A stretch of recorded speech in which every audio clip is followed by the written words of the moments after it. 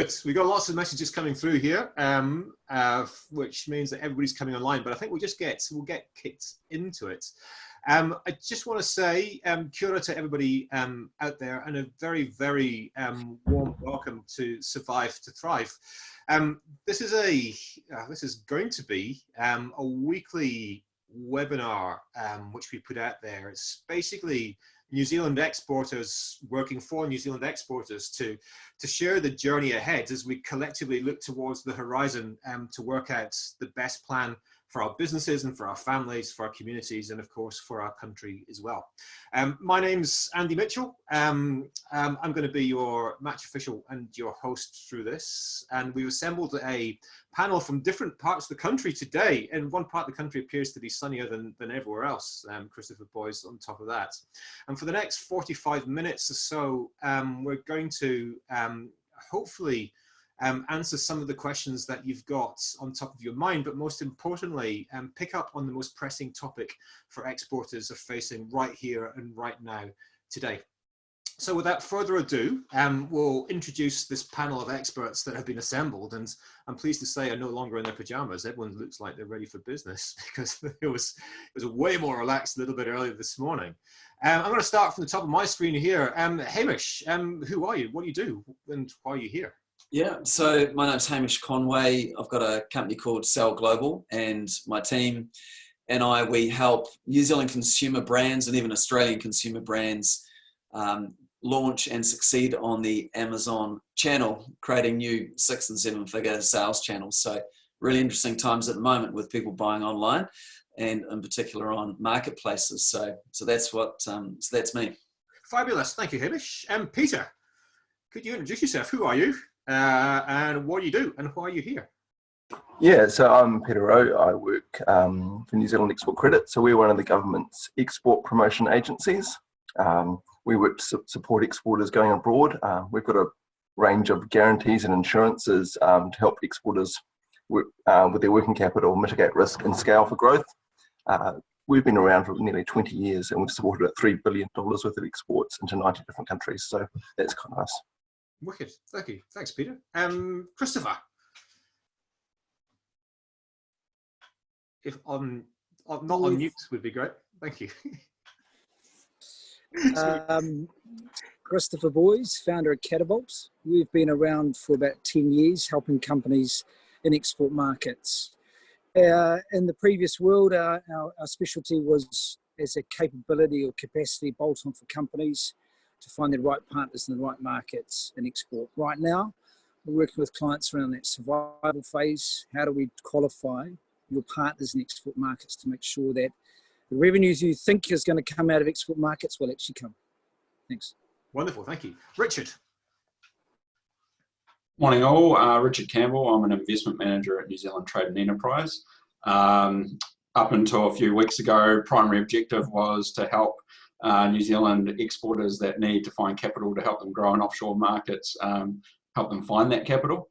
And then in the more recent past, we've been working with a lot of companies to help them navigate the sort of immediate disruption over the next few weeks. So yeah, here to talk today about capital and all things to do with that, and obviously work quite closely with Peter and with the Quetta Books team.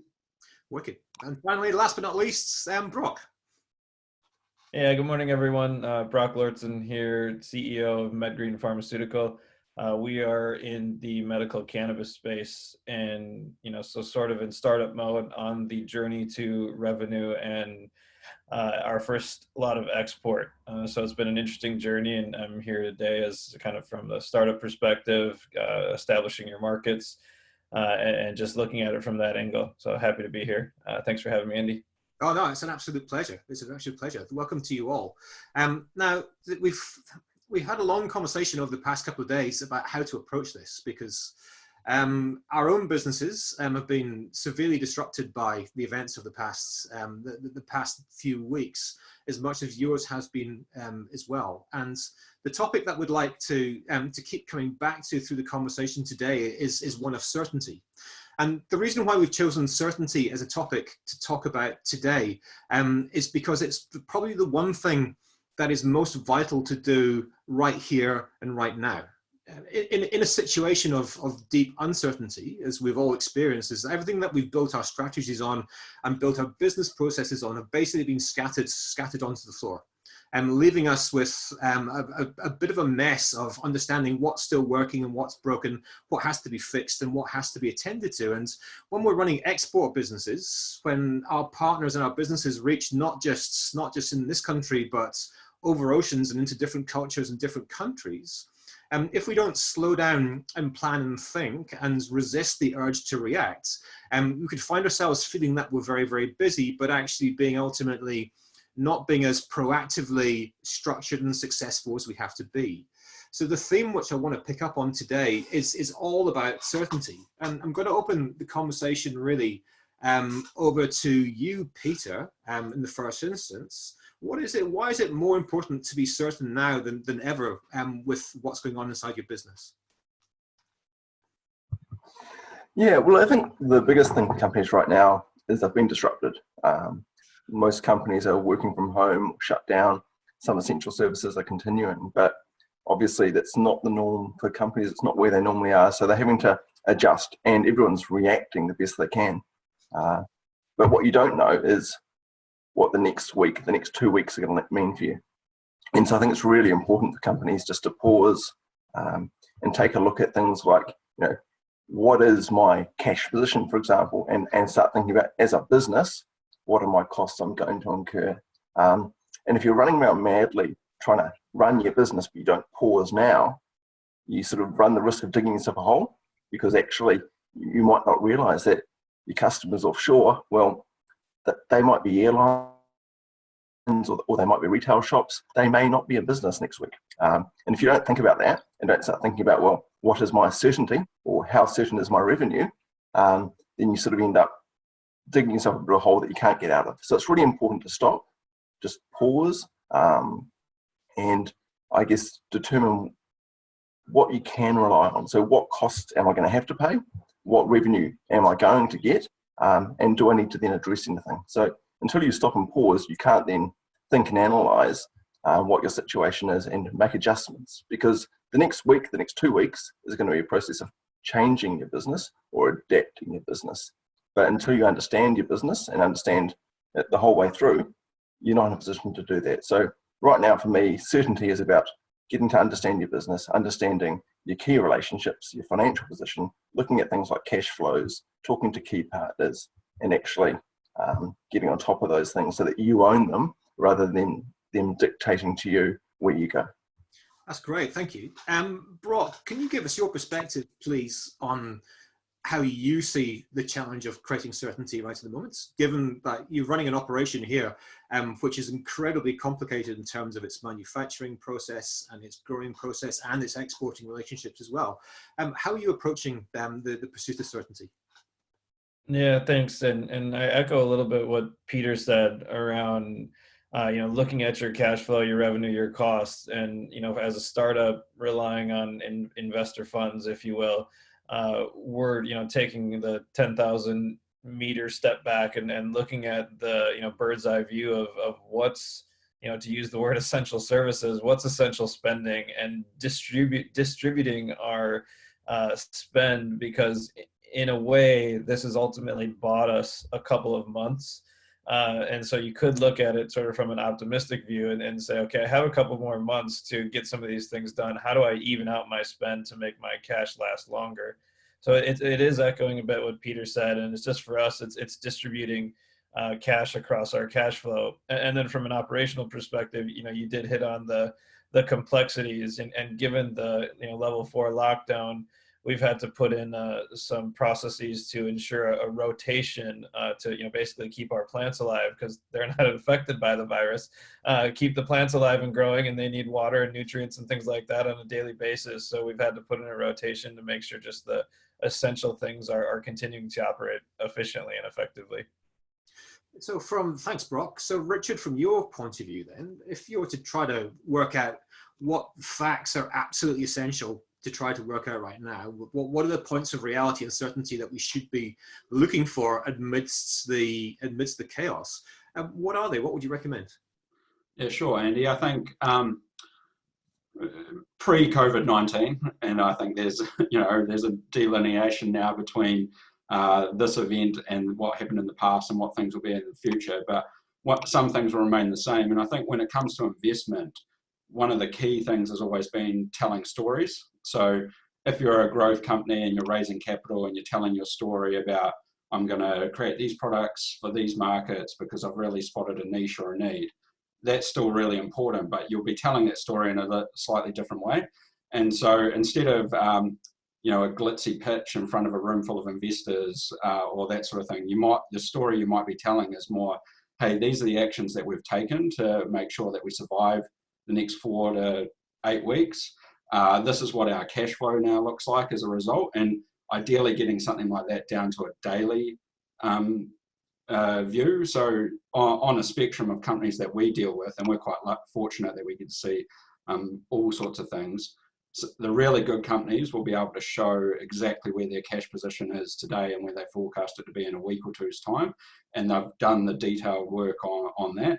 And that sort of story that you can tell to a bank at this particular instance is going to give them a lot of confidence or certainty that you're on top of your issues immediately, and therefore more willing to extend credit or not put too much pressure on you in the immediate term. So like I say, I think all entrepreneurs that I come across are natural storytellers. It's just the story they might have to tell in the next wee while is a little different, and really try and do it through your numbers rather than your kind of grand visions. And when I say numbers, to Brock's point, what changes have you made to your processes and the like that make sure that you're on top of things?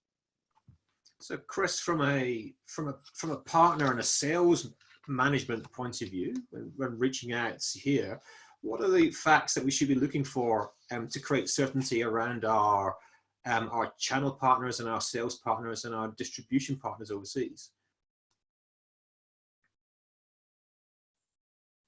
It's very important that we understand their mindset.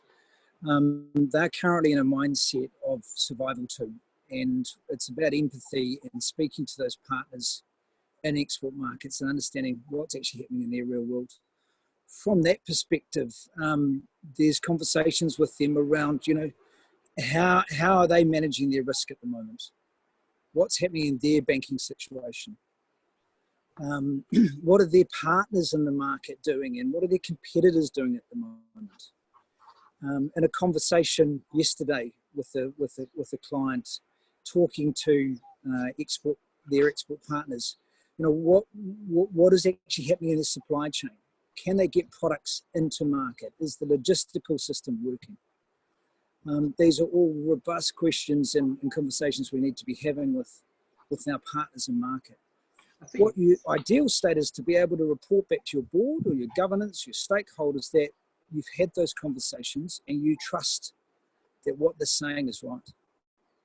I think you've raised a really interesting point there, Chris, that it's very easy to forget that everybody around you has been affected as well. When we get a shock like this to our business, our immediate response is to contract and look at ourselves. But ultimately, what you're saying here is that everybody is contracting and looking at themselves right the way through your value chain to every point of your distribution network.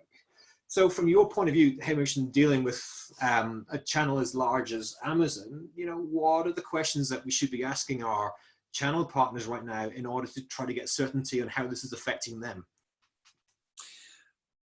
I think can I just jump back to something that Chris was saying there in terms of those questions that he was asking? Because my neighbour here, he works with civil defence, and he's been part of this whole COVID response, and he was part of the team that was looking at, well, if we do this, what are the second, third, fourth, fifth, and sixth order consequences of those decisions?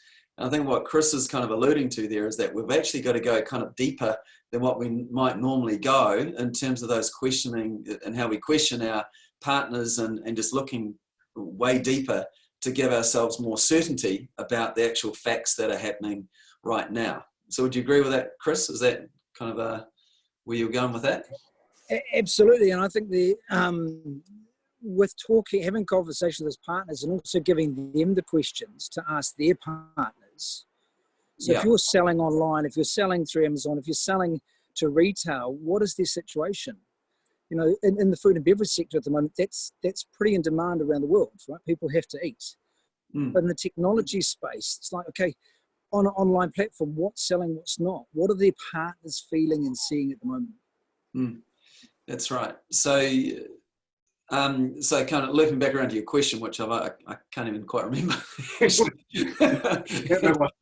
But so what's the just to reframe that then? If you could take your expertise down and think of the most useful question that you'd want to ask a distribution partner right now, one question from your point of view, Hamish, what would it be? Are you an essential service? So, like I was talking this morning to a distribution center in Cincinnati, and like, because we've got a little background. So Amazon now, because they're getting, in the US in particular, is getting hammered, and so they're really now restricting the inbound goods that aren't essential, so that you can't even ship them in. Or if you are a non-essential item, they're pushing out delivery dates to try and suppress demand on non-essential items. But then it's all about supply chain. So it's like going, is your distribution center an essential service? And so this company in Cincinnati I was talking to this morning, they are. So their city's in lockdown like us, but as they're an essential service, they can operate. So it's just really that understanding of the supply chain and do they actually still have the capability? Because there's some of these smaller companies haven't been able to get the paperwork done or what have you to be the essential service. So you've got to find the right partners, and sometimes that just means a bigger partner at this time. So to flip to the other end of the value chain, Richard, from a capital raising point of view, from your partners from that side, then if you could think of the single most useful question to ask them right now, what would it be? Well, I think if you're looking for equity funding in the next couple of months, is really making sure that they are still in the business of distributing funds. We've seen from professional investors, we've seen a lot of PR or comment in the last week or so that they are open for business, that they are looking to make deals. The acid test will be whether that actually happens or not. They're in a business themselves, they've got to deploy money, whether or not they are actually doing that. So don't necessarily hang your hat on the fact that you might be able to get equity finance from those types of investors, although in saying that there are some out there that are seriously looking at deals, which we're dealing with at the moment. But what you might find is sources of finance that perhaps aren't as immediately clear as in normal times. So we deal with quite a lot of what we call family offices, which are sort of ultra high net worth families that have all sorts of business and property holdings. And they generally, in circumstances like this, are ready to kind of get involved with deals more so than other types of investors, because they have a different kind of criteria for making their investment decisions and a different kind of long-term view.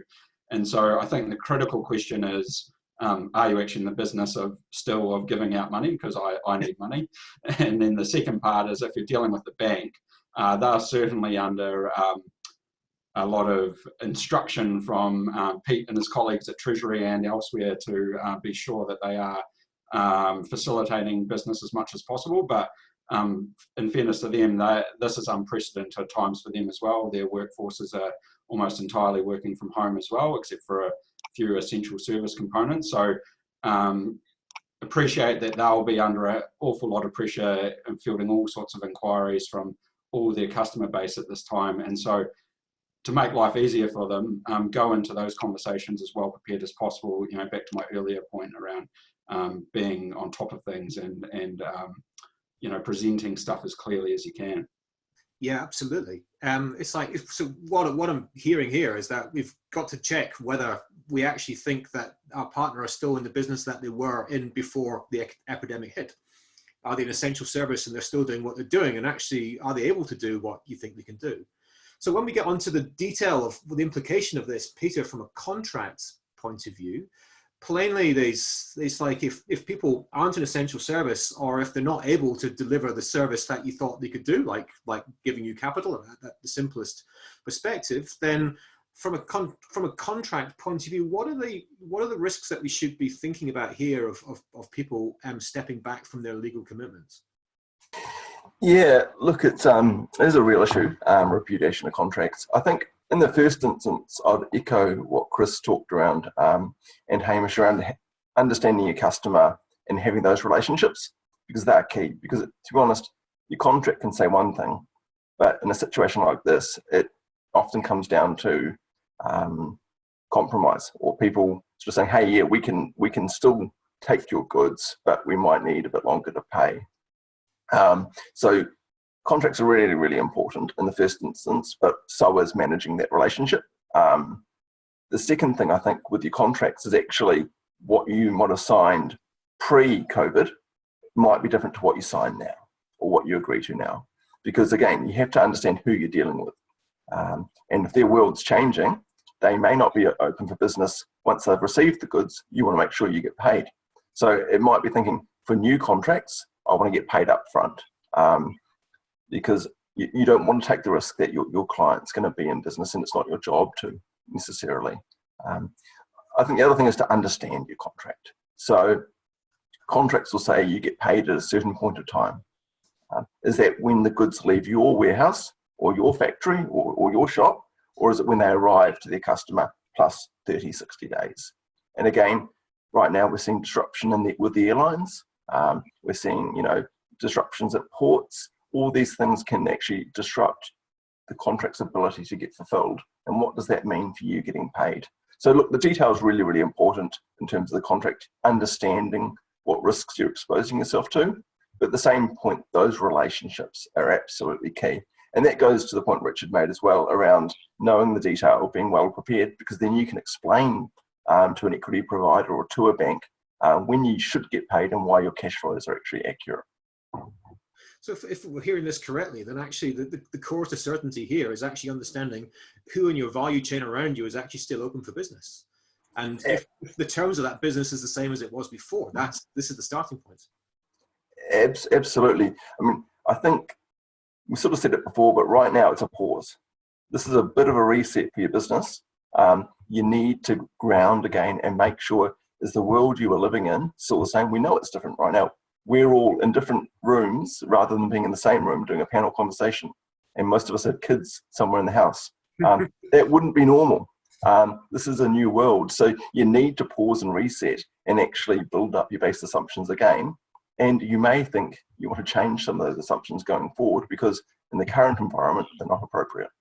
So just on that, just from a personal point of view, Brock, it's like what's from your global supply chain, which bits do you think will slowly shift back to the way it was before the epidemic, and which do you think will be significantly changed? It's a really interesting question and timing for us. And the reality is, we're finalizing due diligence and supply agreements with multiple partners right now. So sort of even just taking the advice of some of the experts here on the panel to take into consideration as we bring those supply agreements home.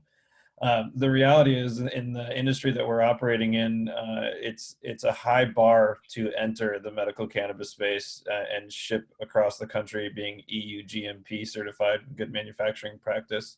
And what that means is that there is limited supply and there's currently a supply shortage in the market. So ultimately, my belief, balancing optimism and reality a little bit is that this will be a good thing for our industry or for our position as it buys us that extra couple months to supply the right product to the market.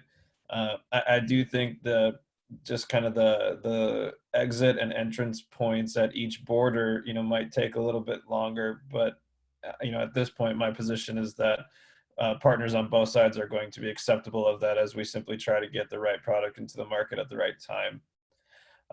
The other thing I'd quickly like to hit on is, as it relates to what Peter was just talking about taking a pause and a reset and looking at, whether it's your strategy or your assumptions or your business. I use a phrase a lot called establish the foundation. And, being a startup still, it's when something like this hits, it really makes you reflect on what things you've maybe neglected a little bit as it relates to maybe HR processes or things that haven't been stood up to a full maturity level.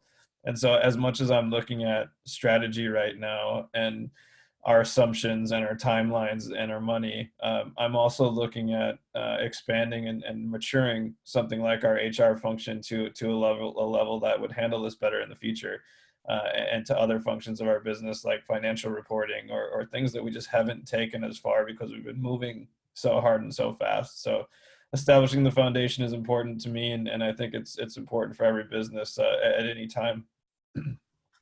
So one, just if everybody, just I hope everyone's getting inspiration. I can see lots of comments coming in. Can I just encourage everybody to, as questions come to mind that you'd like to pose to the panelists, just to send it through in the Q&A section and just keep them coming in. In about 10 minutes or so, we'll start to address some of those specific concerns that you've got. What you'll see as well out there is that we've got a couple of polls up and live for you. We'd like to hear actually how you're feeling right now. This is, although we're talking about business, this is an incredibly human situation in which we're all going through. And there's a first poll, which we'd love just to get an idea of just how you're feeling in terms of business stability, so we can get a sense across the audience of how much of a shock as this is causing. So feel free to jump onto those polls, please, as well, and take part, because it gives us a really good understanding of what you need coming through. I'm just going to look back to what you said, Brock, around the... Well, Andy, sorry, just on that. Do you want me to launch a poll? Launch a poll. Do it. I'll launch a poll. And by the way, people, this is anonymous, okay? So your answer's not here. So this first one is around business stability level. So how do you feel about your business stability right now? Okay, so launching that. In the room today, that's what we're after. Give us an idea of actually the sentiments as we talk about some human issues. So I'm going to look back to what Brock's point was there on getting back to foundations. And what we're saying here is that, if I get this correctly, is that actually we're creating clarity for ourselves and for our partners, but our teams need clarity as much as they do as well. Richard, from a government point of view, because both Richard and Peter are inside ministries, have you got any tips on being able to manage that clarity process for an organization as large as you work in? How hard or easy is it to be able to cascade clarity about what's changing and what's moving inside your organization? We have developed a bit of an operating rhythm to try and get used to this new normal, where every morning at 8:45 to about 9:15, we have a sort of stand-up scrum style meeting for our team, where that's sort of an open communication forum to understand what's been going on the previous day and what's ahead for the next day for each people. I'm sure many people on this will be familiar with sort of Scrum and Agile methodologies and the like. In terms of what's happening, there's obviously a lot of stuff that's shifting around. We often get many announcements at the exact same time as everyone else, so we will find that an initiative has been released, and then we need to quickly get schooled up on it so that we can start educating our customers on it. And that's just the nature of how things are at the moment. I don't think anyone can afford to brief us in advance of us briefing customers or the like. So I think the best way to do it is to really just have that agile sort of structure and communicate stuff as in that kind of regular rhythm. And we've also found it's actually quite a good thing, because obviously everyone's locked away in their homes. It's actually quite nice as a method to be able to connect with your team each day as well. So, you know, we've been finding that really useful, and I'm sure many people on this today are doing something similar. So inside that connection, thanks, Richard. Just a question for you, Chris, on this. When you're trying to create clarity for your team and for your fund, for your partners, it's like, what tips have you got to be able to cascade that in a way that people can pick up and use straight away? Because if we're talking today about creating certainty as being things which are real, so little points of little foundations which you can build on, which are real and actual, they're factual, and they have to be cascaded through. How are you approaching it from a professional services business with your team and with your immediate customers?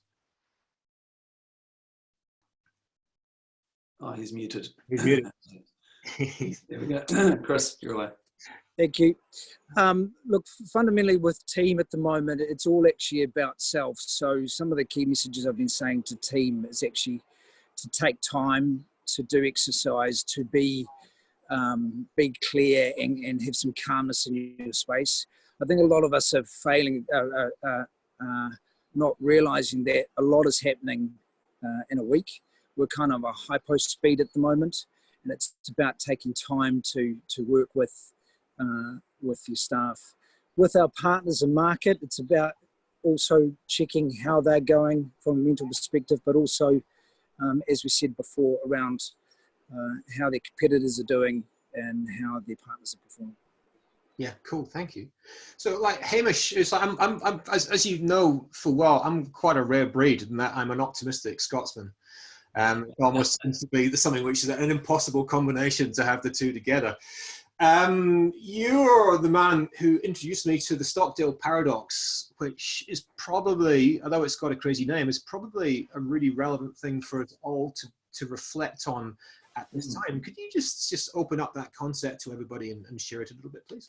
Sure thing. Look, I mean, for a lot of people on this call today, if you've started your own business, you're probably an optimistic person, right? Like that's kind of how it is. So we kind of default to optimistic. We're going, right, this is the future. I can see how good it's going to be, and it's always that way.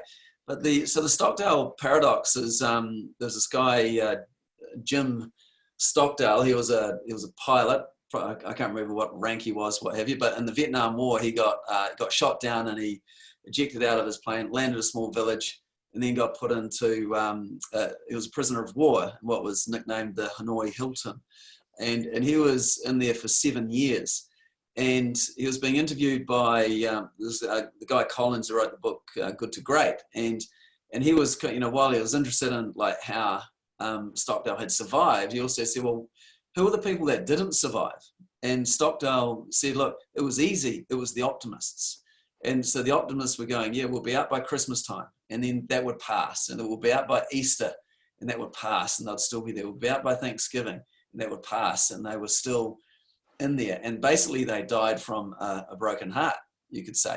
And so what comes out of this also, if optimism doesn't work, what does work?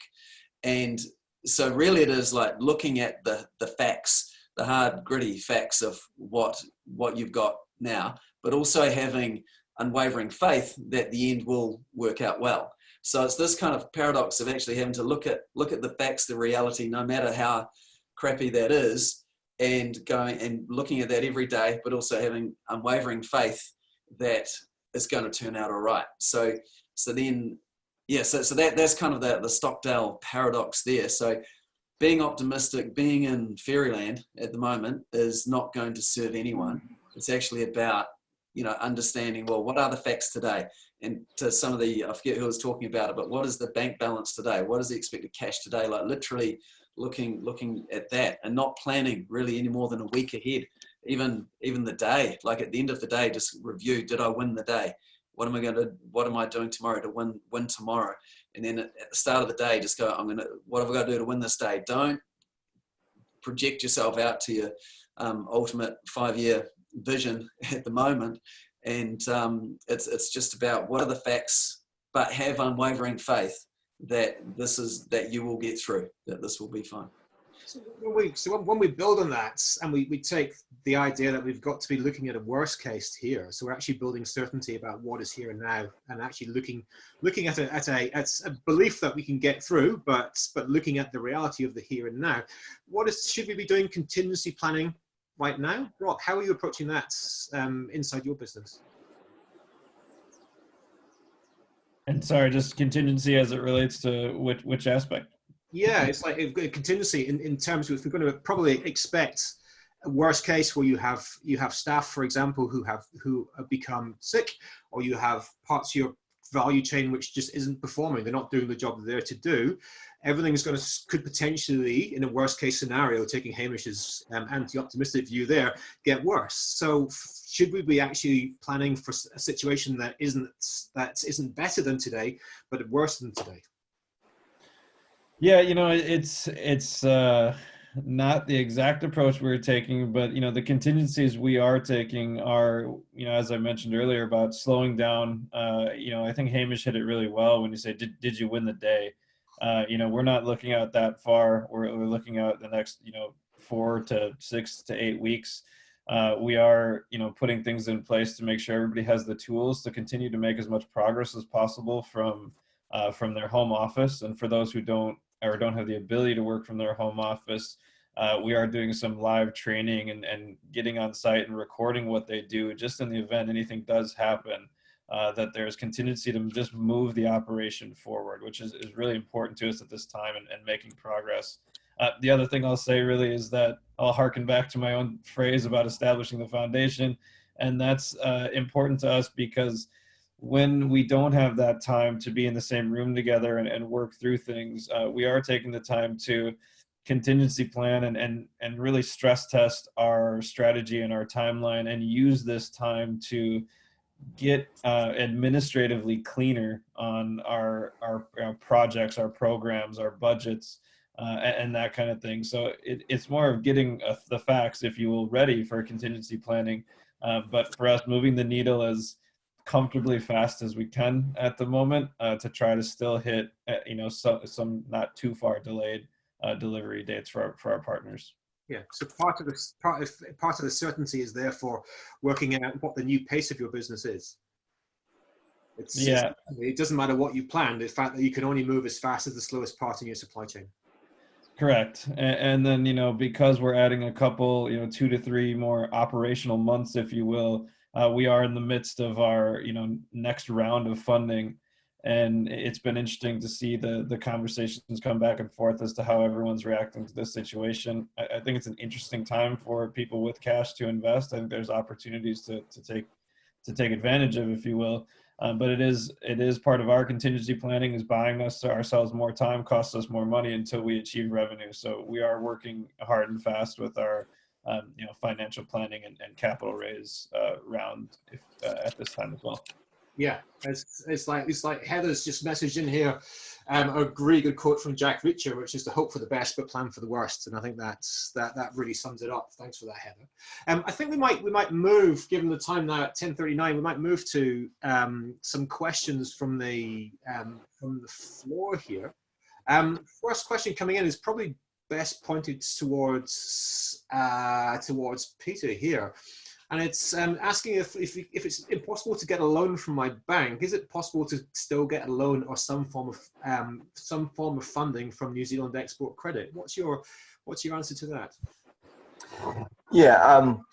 So look, absolutely, we're open for business. Government's open for business. In a nutshell, we don't actually provide funding. We provide guarantees. But in terms of, is our shop open? Yes, it is. We're actively currently working with a number of exporters around their buyers offshore and looking to validate how creditworthy they are. We're also actively working with a number of exporters who have actually had big opportunities and they're saying, my current working capital facility is not big enough.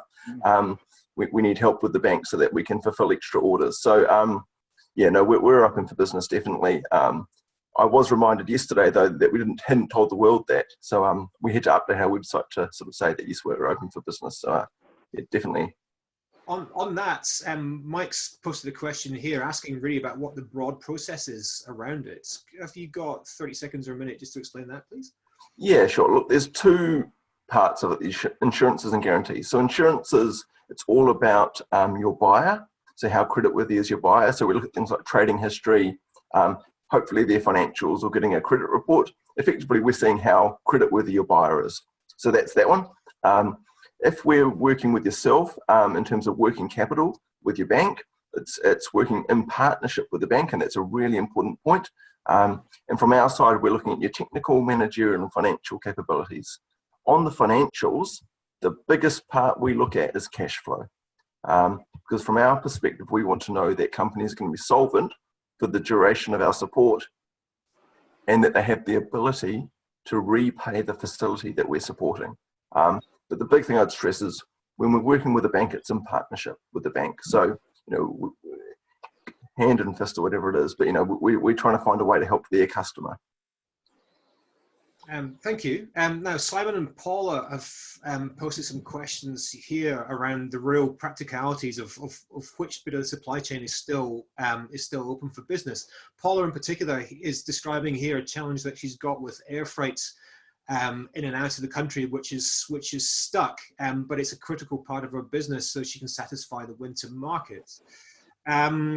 it's like this requires both parties on both sides of the lockdown to be open for business. Does any of the panel have a point of view on how to be able to assess this deadlock and try to find a way through? Yeah, I'll jump in here. I think, first of all, it'd be good to get you in touch with me post this webinar, because some of my colleagues at NZTE have been identifying these issues for about 3 or 4 weeks even. And there's actually something of a kind of coalition or group that's formed to assist companies with finding access to freight routes. And there's talk of being able to put together coalitions where companies on their own might be having difficulty trying to get freight in, but if we facilitate getting a dozen customers together, that might be sufficient load to charter an aircraft that will go up to Shanghai or LA or Sydney or Singapore or whatever and bring freight back. And so this is all being developed very rapidly, and I just encourage you to reach out to me so I can put you in touch with my colleagues at NZTE who are facilitating that. And I think in time, as it's kind of formulated, it might have its own sort of little pop-up website and be more widely shared, but at the moment it's all sort of being constructed. So be good to get you involved with that if that is an issue. That's fantastic. So part of the solution here, Richard, then lies in working together.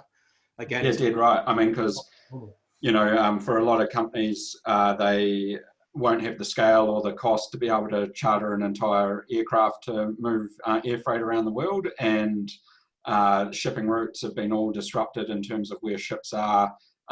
You might have seen there's some really once the dust settles on this, you're going to see some pretty interesting things that happen in supply chain. And if anyone is geeky enough to keep an eye on the fuel markets in the United States, fuel prices in the US were actually heading to negative. So you've heard maybe of negative interest rates, but they were actually getting to a point where the cost of oil was going to be negative. So you were going to have to pay people to take oil off you. And so if you think about how much people in the past have been worried about prices of barrels of oil and so forth, it's a pretty unusual position for it to be negative. So that's just a symptom of how disrupted all supply chains are around the globe. The same sort of things happen with shipping containers and the like. And government is in a fortunate position at being able to facilitate groups of companies together and being able to sort of work with organisations like Air New Zealand and others to sort of put on charters and the like. So please do get in touch. And this will probably evolve into a more coherent solution in time, but at the moment it's sort of being designed. Yes, cool. Thanks, Richard. And Kerry, I've just seen a question from you come through here in terms of contact details. There's going to be follow-up resources off the back of this with the ability to answer more specific questions in the next few days. So we'll connect you to all the relevant people on top of that, no problem at all. Just before we go to one last question, because everybody has to get on with their morning. Hamish, could you launch the poll, please? Just asking everybody what they want to see more of in the next couple of weeks. We're trying to get an idea of actually what part of speciality would be most helpful to everybody. So we have a very quick poll which will help us to build and to refine the content for next week's webinar. Can you? Sure. So just very quickly, I'll share the results of the previous one. Oh, really? So hopefully people can view that there. So a good a good portion of people are in the rocky but we'll get through camp. So and obviously people are really struggling, and so that is everyone here feels for anyone who's really under the pump at the moment. So it's so now is the time to be certainly reaching out and asking for help. Like there's no point hiding at this stage. So that's interesting. And then I'll stop sharing that so I can then bring up the new one. So I'll close that. Okay, what do you want to learn?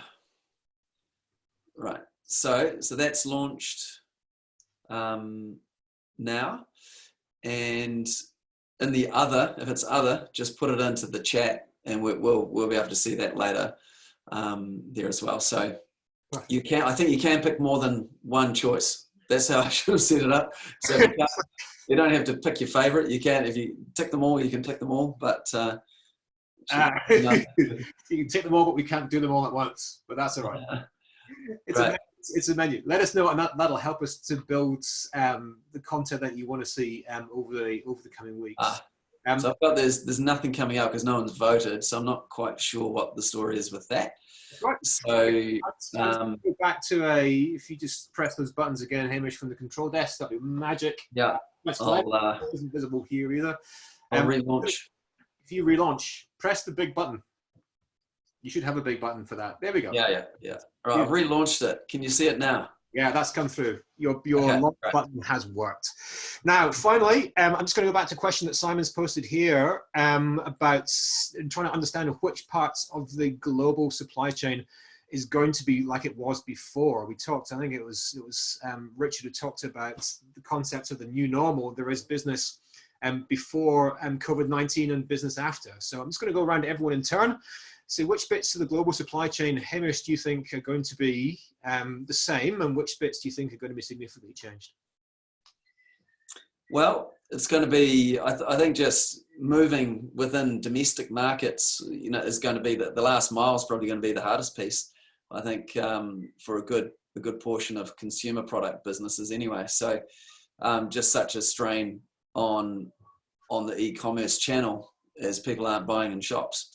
So that's where the last mile is hard. I see the last mile being the major challenge. Yeah. Thank you, Brock. Your thoughts on that? Is there a bit that you think is going to be the same, or the bit that's definitely going to be different? Yeah, for the most part, I think it will come to being the same over time. I think that people will take that step back and find a couple of things that maybe to change for the better, a couple of new checks to put in place along the way that might, expand a lead time by 5 or 10% over time, but it ultimately makes it, for the better. So ultimately, a lot of times we come back, we either New Zealand or we the world come back from these types of situations stronger. And ultimately, I see that happening here as well. So maybe minor changes and alleviating themselves over time. But as the poll said, I think we'll get through it. Perfect, thank you. And so for the last word to you, Peter, from your perspective, from the Treasury, which bits of global supply chain is going to change or stay the same? Look, I take a bit of a longer view, and if you say beyond COVID, I think the big change will be in people's approach to all eggs in one basket.